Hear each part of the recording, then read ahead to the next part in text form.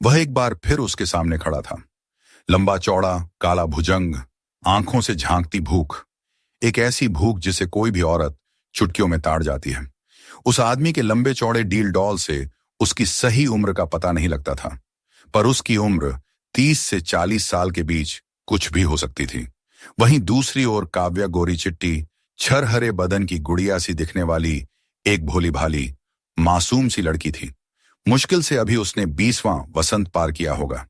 कुछ महीने पहले दुख क्या होता है, तकलीफ कैसी होती है, वह जानती तक न थी।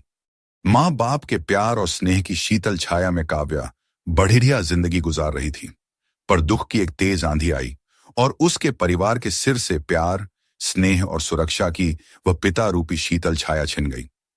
अभी काव्या दुखों की इस आंधी से अपने और अपने परिवार को निकालने के लिए जद्दोजहद कर ही रही थी कि एक नई समस्या उसके सामने आ खड़ी हुई। उस दिन काव्या अपनी नई नई लगी नौकरी पर पहुंचने के लिए घर से थोड़ी दूर ही आई थी कि उस आदमी ने उसका रास्ता रोक लिया। एक बारगी तो काव्या घबरा उठी थी, फिर संभलते हुए बोली थी, क्या है? वह उसे भूखी नजरों से घूर रहा था। फिर बोला था, तू बहुत ही खूबसूरत है। क्या मतलब? उसकी आंखों से झांकती भूख से डरी काव्या कांपती आवाज में बोली, रंजन नाम है मेरा और खूबसूरत चीजें मेरी कमजोरी हैं। उसकी हवस भरी नजरें काव्या के खूबसूरत चेहरे और भरे जिस्म पर फिसल रही थीं। खासकर खूबसूरत लड़कियां, मैं जब भी उन्हें देखता हूं मेरा दिल उन्हें पाने को मचल उठता है। क्या बकवास कर रहे हो?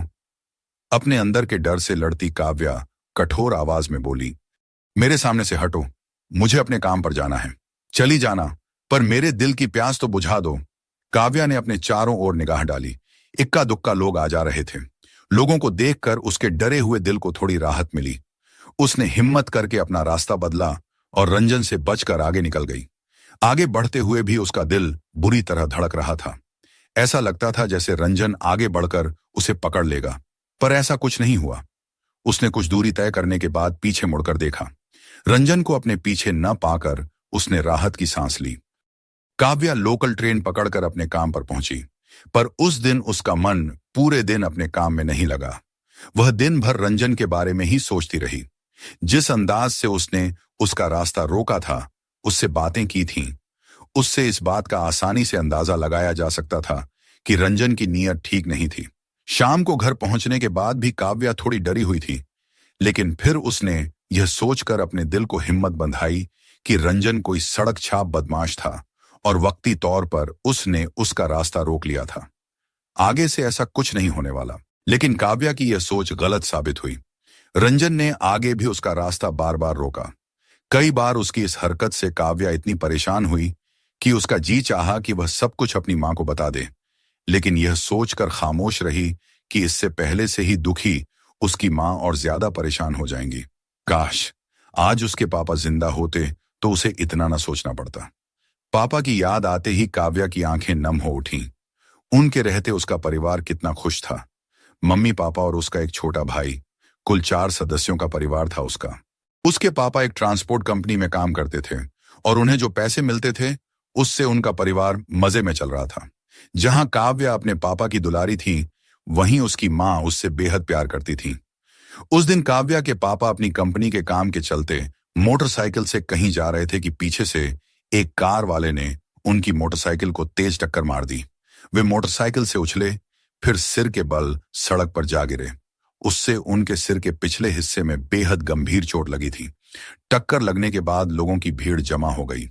भीड़ के दबाव के चलते कार वाले ने उसके घायल पापा को उठाकर नजदीक के एक निजी अस्पताल में भर्ती कराया, फिर फरार हो गया। पापा की जेब से मिले आई कार्ड पर लिखे मोबाइल से अस्पताल वालों ने जब उन्हें फोन किया तो वे बदहवास अस्पताल पहुंचे, पर वहां पहुंचकर उन्होंने जिस हालत में उन्हें पाया, उसे देखकर उनका कलेजा मुंह को आ गया। उसके पापा कोमा में जा चुके थे। उनकी आंखें तो खुली थीं, पर वे किसी को पहचान नहीं पा रहे थे। फिर शुरू हुआ मुश्किलों का न थमने वाला एक सिलसिला। डॉक्टरों ने बताया कि पापा के सिर का ऑपरेशन करना होगा। इसका खर्च उन्होंने 2.5 लाख रुपए बताया। किसी तरह रुपयों का इंतजाम किया गया। पापा का ऑपरेशन हुआ, पर इससे कोई खास फायदा न हुआ। उन्हें विभिन्न यंत्रों के सहारे ऐसी वार्ड में रखा गया था जिसकी एक दिन की फीस 10,000 रुपए थी। धीरे धीरे घर का सारा पैसा खत्म होने लगा। काव्या की मां के गहने तक बिक गए। फिर नौबत यहां तक आई कि उनके पास के सारे पैसे खत्म हो गए। बुरी तरह टूट चुकी काव्या की मां जब अपने बच्चों को यूं बिलखते देखती तो उनका कलेजा मुंह को आ जाता। पर अपने बच्चों के लिए वे अपने आप को किसी तरह संभाले हुए थीं। कभी कभी उन्हें लगता कि पापा की हालत में सुधार हो रहा है तो उनके दिल में उम्मीद की किरण जागती। पर अगले ही दिन उनकी हालत बिगड़ने लगती तो यह आस टूट जाती। 1.5 महीना बीत गया और अब ऐसी हालत हो गई कि वे अस्पताल के कई दिन की फीस चुकाने में नाकाम होने लगे। आपस में राय मशवरा कर उन्होंने पापा को सरकारी अस्पताल में भर्ती कराने का फैसला किया। पापा को लेकर सरकारी अस्पताल गए, पर वहां बेड न होने के चलते उन्हें एक रात बरामदे में गुजारनी पड़ी। वही रात पापा के लिए कयामत की रात साबित हुई। काव्या के पापा की सांसों की डोर टूट गई और उसके साथ ही उम्मीद की किरण हमेशा के लिए बुझ गई। फिर तो उनकी जिंदगी दुख, पीड़ा और निराशा के अंधकार में डूबती चली गई। तब तक काव्या एमबीए का फाइनल इम्तिहान दे चुकी थी। बुरे हालात को देखते हुए और अपने परिवार को दुख के इस भंवर से निकालने के लिए काव्या नौकरी की तलाश में निकल पड़ी। उसे एक प्राइवेट बैंक में 20,000 रुपए की नौकरी मिल गया और उसके परिवार की गाड़ी खिसकने लगी। तब उसके छोटे भाई की पढ़ाई का आखिरी साल था। उसने कहा कि वह भी कोई छोटी मोटी नौकरी पकड़ लेगा, पर काव्या ने उसे सख्ती से मना कर दिया और उससे अपनी पढ़ाई पूरी करने को कहा।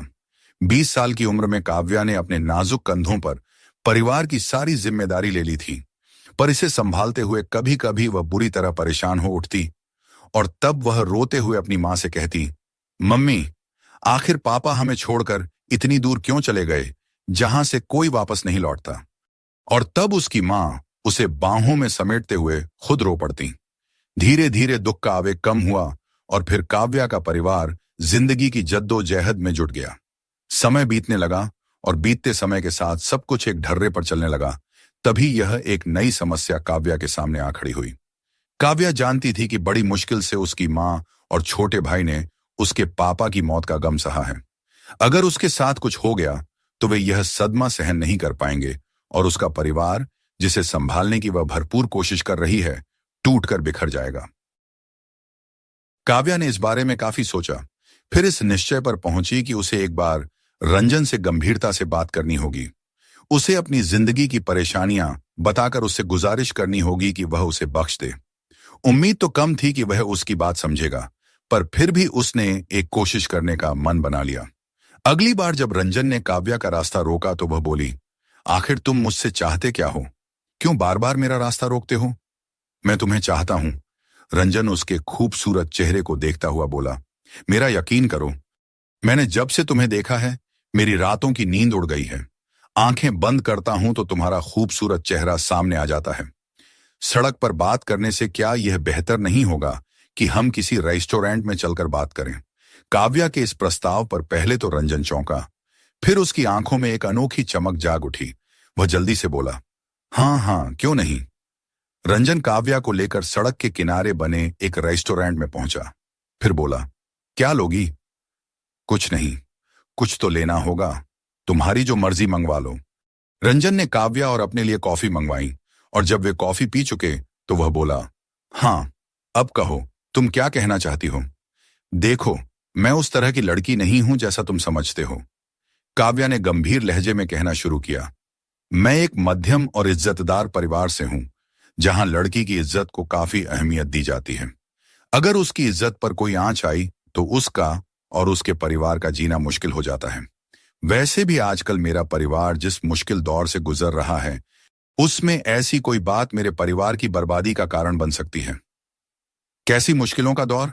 रंजन ने जोर देकर पूछा। काव्या ने उसे सब कुछ बताया, फिर अपनी बात खत्म करते हुए बोली, मेरी मां और भाई बड़ी मुश्किल से पापा की मौत के गम को बर्दाश्त कर पाए हैं। ऐसे में अगर मेरे साथ कुछ हुआ तो मेरा परिवार टूटकर बिखर जाएगा। कहते कहते काव्या की आंखों में आंसू आ गए और उसने उसके आगे हाथ जोड़ दिए। इसीलिए मेरी तुमसे विनती है कि तुम मेरा पीछा करना छोड़ दो। पल भर के लिए रंजन की आंखों में दया और हमदर्दी के भाव उभरे, फिर उसके होंठों पर एक मक्कारी भरी मुस्कान फैल गई। रंजन काव्या के जुड़े हाथ थामता हुआ बोला, मेरी बात मान लो, तुम्हारी सारी परेशानियों का खात्मा हो जाएगा। मैं तुम्हें पैसे भी दूंगा और प्यार भी। तू रानी बनकर राज करेगी। काव्या को समझते देर न लगी कि उसके सामने बैठा आदमी इंसान नहीं बल्कि भेड़िया है। उसके सामने रोने, गिड़गिड़ाने और दया की भीख मांगने का कोई फायदा नहीं। उसे तो उसी की भाषा में समझाना होगा। वह मजबूरी भरी भाषा में बोली, अगर मैंने तुम्हारी बात मान ली तो क्या तुम मुझे बख्श दोगे? बिल्कुल। रंजन की आंखों में तेज चमक जागी। बस एक बार मुझे अपने हुस्न के दरिया में उतरने का मौका दे दो। बस एक बार। हाँ, ठीक है। काव्या ने धीरे से अपना हाथ उसके हाथ से छुड़ाया। मैं तुम्हें यह मौका दूंगी। कब? बहुत जल्द, काव्या बोली। पर याद रखो, सिर्फ एक बार। कहने के बाद काव्या उठी, फिर रेस्टोरेंट के दरवाजे की ओर चल पड़ी। तुम एक बार मेरे जाल में फंसो तो सही, फिर तुम्हारे पंख ऐसे काटूंगा कि तुम उड़ने लायक ही ना रहोगी। रंजन बुदबुदाया। रात के 12 बजे थे। काव्या महानगर से तकरीबन 3 किलोमीटर दूर एक सुनसान जगह पर एक नई बन रही इमारत की 10वीं मंजिल की छत पर खड़ी थी। छत के चारों तरफ अभी रेलिंग नहीं बनी थी और थोड़ी सी लापरवाही बरतने के चलते छत पर खड़ा कोई शख्स छत से नीचे गिर सकता था। काव्या ने इस समय बहुत ही भड़कीले कपड़े पहन रखे थे, जिससे उसकी जवानी छलक रही थी। इस समय उसकी आंखों में एक हिंसक चमक उभरी हुई थी और वह जंगल में शिकार के लिए निकले किसी चीते की तरह चौकन्नी थी। अचानक काव्या को किसी के सीढ़ियों पर चढ़ने की आवाज सुनाई पड़ी। उसकी आंखें सीढ़ियों की ओर लग गईं। आने वाला रंजन ही था। उसकी नजर जब कयामत बनी काव्या पर पड़ी तो उसकी आंखों में हवस की तेज चमक उभरी। वह तेजी से काव्या की ओर लपका, पर उसके पहले कि वह काव्या के करीब पहुंचे, काव्या के होंठों पर एक कातिलाना मुस्कान उभरी और वह उससे दूर भागी। काव्या, मेरी बाहों में आओ, रंजन उसके पीछे भागता हुआ बोला। दम है तो पकड़ लो, काव्या हंसते हुए बोली। काव्या की इस कातिल हंसी ने रंजन की पहले से ही भड़की हुई हवस को और भड़का दिया। उसने अपनी रफ्तार तेज की, पर काव्या की रफ्तार उससे कहीं तेज थी। थोड़ी देर बाद हालात ये थे कि काव्या छत के किनारे किनारे तेजी से भाग रही थी और रंजन उसका पीछा कर रहा था। पर हिरनी की तरह चंचल काव्या को रंजन पकड़ नहीं पा रहा था। रंजन की सांसें उखड़ने लगी थीं और फिर वह एक जगह रुककर हांफने लगा।